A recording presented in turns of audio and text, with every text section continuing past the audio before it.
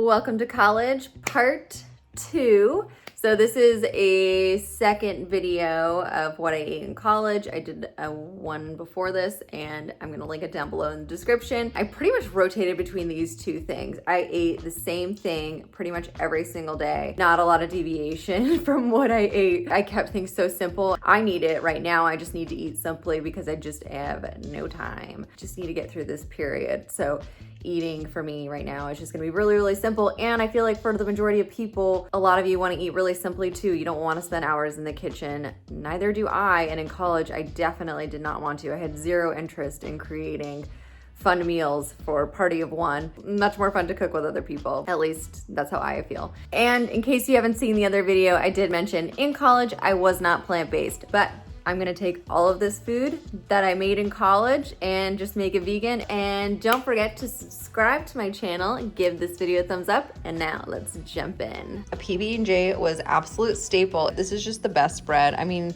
look at all those vitamins and minerals, right? So that's the bread I use nowadays. I honestly can't tell you what bread I used in college because they didn't have like Dave's Killer bread back then, I don't think. I don't know, but let's make this PB&J. I love crunchy peanut butter. I love blackberry jam. And then I'm gonna make 1.5 PB&Js because one is just not enough. I tend to have 1.5 or I make 2 whole sandwiches of PB&Js. I did this in college too. There's a good chance that I actually did use Ezekiel bread in college because I ate their cereal too. I must have known about their bread. Boop.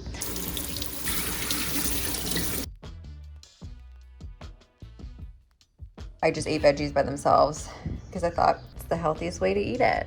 And then we have some fats to help absorb all of these wonderful micronutrients. This may be incredibly simple, but it is actually loaded with so many good, healthy fats and protein in the peanut butter and the bread, and then loads of vitamins, minerals in the bread, in the peanut butter, in all of these veggies. Let's pack this baby up, and then we're gonna have breakfast really quick, and then I'm actually heading out and going somewhere. I'm not just packing this for no purpose. I was gonna just make my breakfast and eat it here, but I am running late. I'm gonna do some Kite Hill almond Greek yogurt. Wait, is this not the Greek one? Yeah, it is. Greek style. Okay.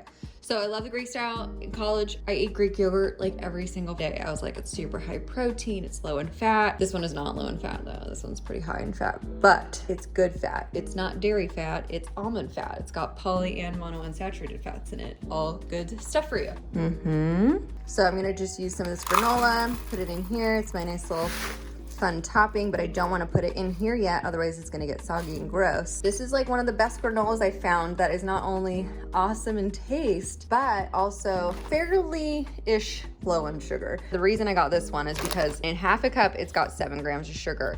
Every other granola that I looked at Whole Foods, I would be like, oh, okay, 7 grams of sugar, not great, but not the absolute worst. But it was 7 grams of sugar in a quarter cup. So this has literally half the amount of sugar as most of the other granolas out there. And it tastes really, really good. New fan of Bare Naked granola. Very, very tasty. The green is not a flattering light for this granola, but now we're just gonna load up this guy with some fruit. So happy that it's nectarine and peach season because I love them so much and they're such a short season. Peaches, bananas, raspberries, blueberries.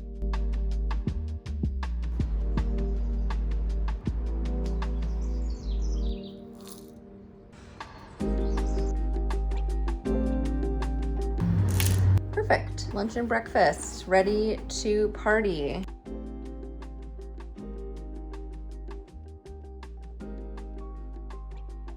Earth Balance butter, thyme and rosemary, zest some lemon, that's some minced garlic, my block of tofu, onion. I need some salt and pepper, and I'm gonna cut up this sweet potato. I am following this recipe, this urban lemon roasted chicken from foodandwine.com. I love just taking regular recipes and making them vegan. So I'm literally following this to a T, and I'm just using this amount for my 1 block of tofu. And the higher the protein per serving of tofu that you get, the more chicken-like texture you're gonna get. So I'm using the Wildwood high protein tofu, that has 14 grams per serving. This entire package has 70 grams. One of my all-time favorite things to make in college was lemon herb chicken. So I would go get the big Costco-sized herb mix, and then I would get a bunch of lemons. I loved lemons. I still love lemons.